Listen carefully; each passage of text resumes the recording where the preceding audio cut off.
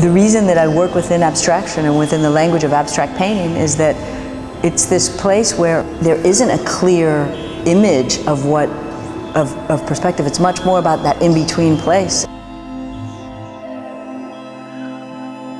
And so I don't think any of these are about the drawing in complete opposition to the architecture. In fact, I think it's about the challenge of one to the other, but then this other form and other thing that can emerge within their kind of that duality in a way. And not even duality, they're intermingling, and they're kind of becoming something else. They're becoming fused together. There are certain elements of them that require a lot of control, or the process of the skill of the drafting that happens with the architectural drawing. There's some very controlled moments in them, but I think that they're actually very, very, there's a lot of intuitive, very loose and investigative drawing that takes place in the painting. These marks couldn't exist with just rational thinking.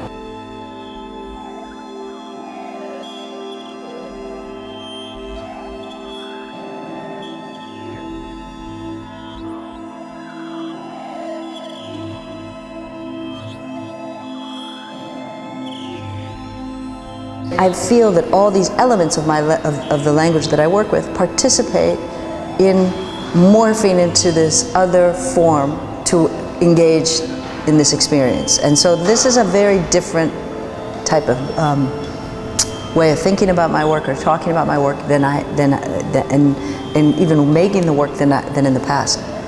But that is an evolution because it couldn't exist without the work that I had made in the past.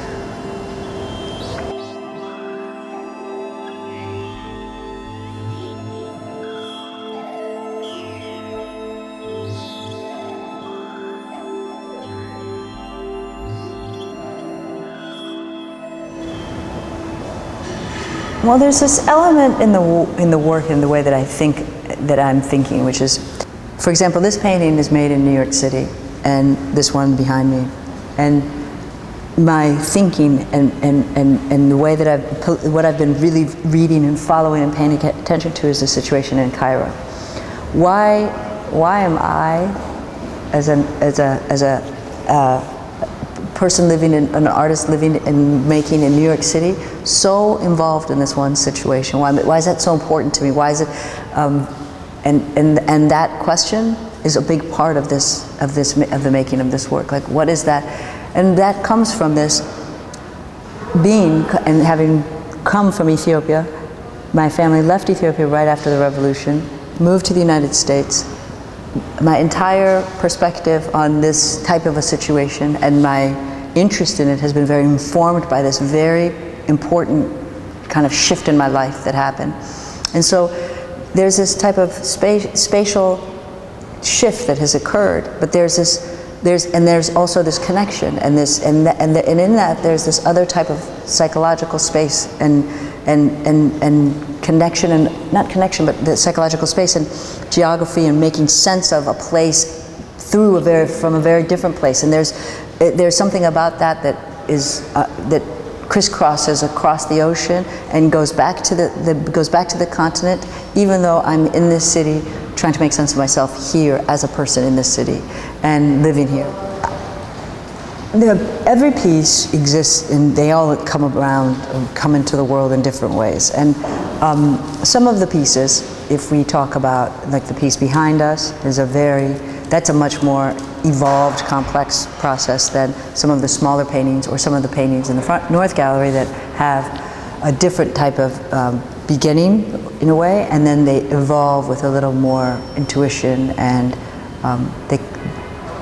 without so much of a conceptual kind of underpinning for it. And I'm very interested in these happening at the studio at the same time. These various types of processes of my thinking and making can occur simultaneously, and that they start to really inform each other very, very, very much. So the paintings, in the way that I used to really make them, I have this variety of types of language that I was really kind of immersed in, and I think that for example, like the painting behind us, I had this, there's part of this intuitive or knowledge that's underneath the surface that guides me in terms of making certain decisions. And then once I have maybe this, in this case, there was a format, a scale, a placement of the painting in the gallery. There's the history of the work that I had made beforehand that led into this, and then it brought up new questions. So I was involved in this research with the revolutionary squares, and I thought that this painting would have many different squares layered into it in terms of the architectural drawing. But we focused really in on one form of one city, and that's Cairo.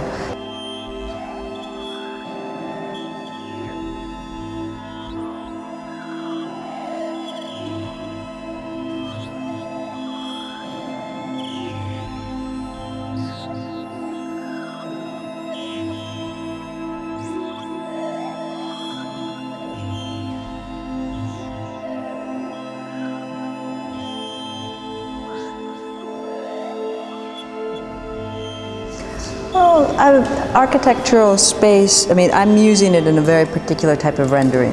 The renderings from the photograph. And usually, you can really pick out very clear elements from the photographs that have been drawn a particular way.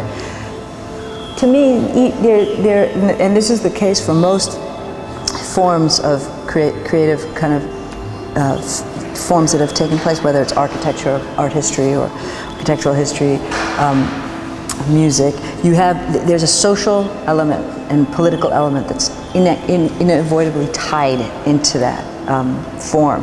And architecture especially, because it's the built environment of it's our built environment that we have created over time with very many layers of social and political thought. And in here, they're really the opposite of physical form. You can see through everything, and it becomes atomized and becomes these little parts, and these little parts get fused with the marks, and they become something else. And so in a way, you feel like you have this memory of these spaces that we as urban dwellers all know.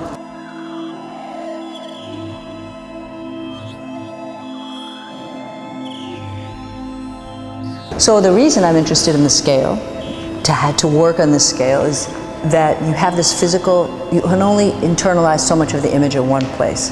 And from the position that you can internalize that and process that information and see that image, you can only have so much detail.